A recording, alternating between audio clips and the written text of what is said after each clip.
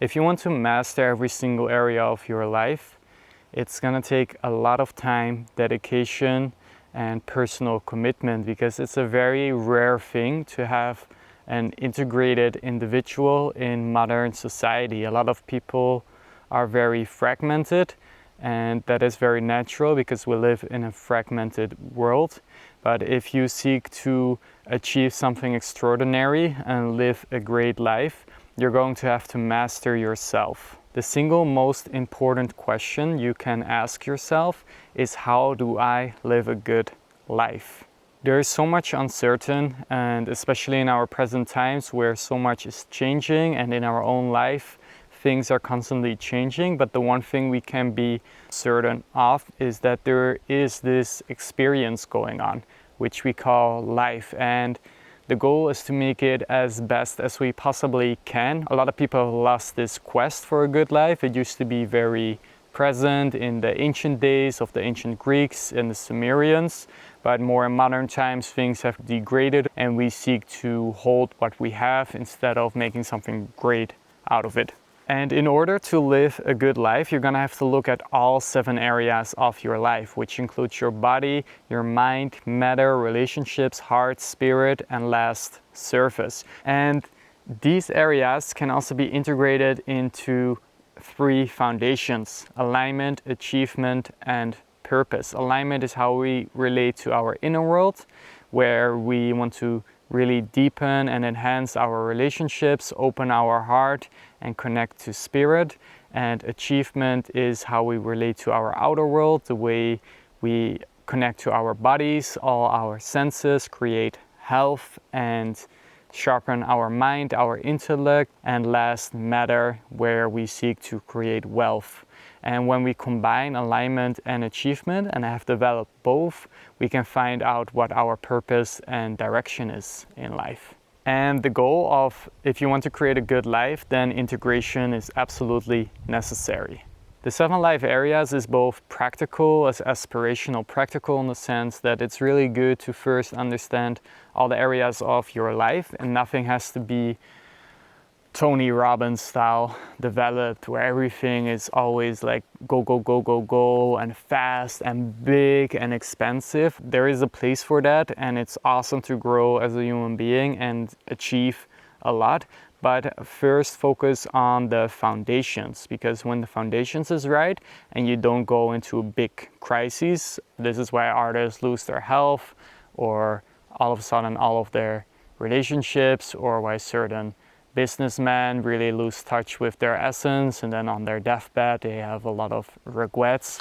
We don't want to be like that. So when we first take care of the foundations, we can build on top of that and then create a very solid foundation to grow further and further and higher and higher.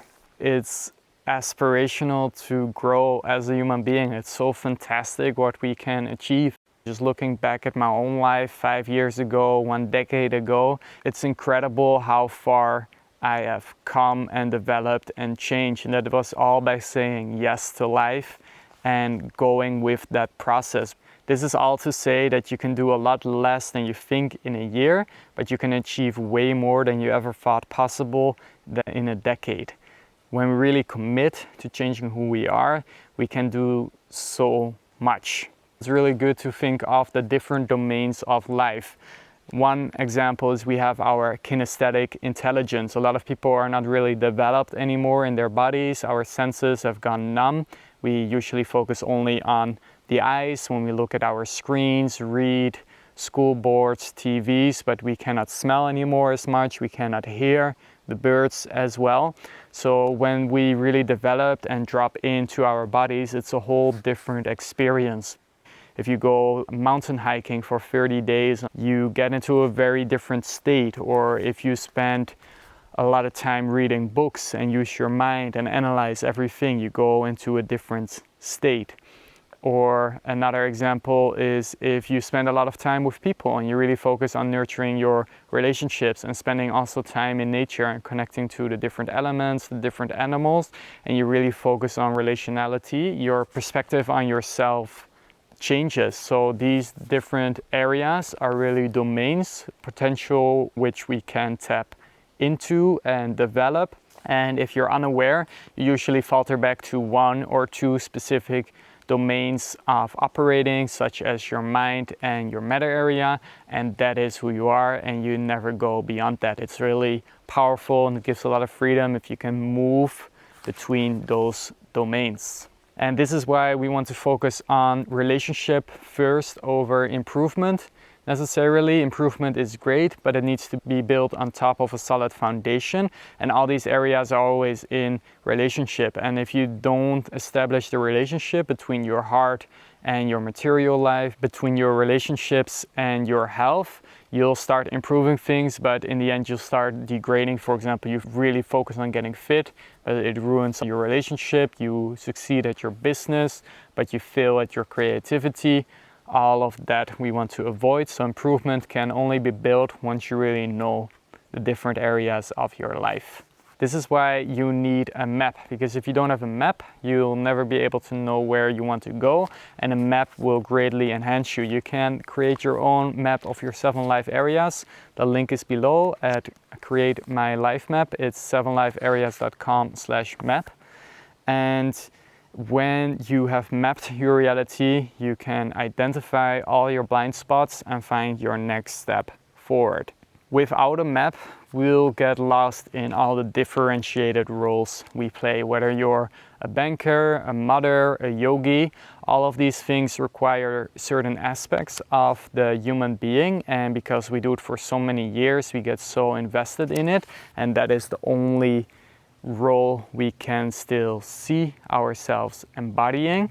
We'll get incredibly stuck, and our society is incredibly specialized, and this is great from an economic point of view, and there's nothing wrong with it, but we cannot operate our life from such a specific perspective, specialistic perspective alone, because human beings carry a lot of activities. We eat, we sleep, we do politics, we make war, we make love, we create art, we read books, we climb the Mount Everest. We can do so many different things with all of our different aspects that it is really important that we have something, a framework that can guide us. And all the institutions that have guided us from the past centuries, such as religion, school, or the government, they no longer provide an encompassing perspective of the human experience. And the frameworks that do try to teach us and help us usually focus on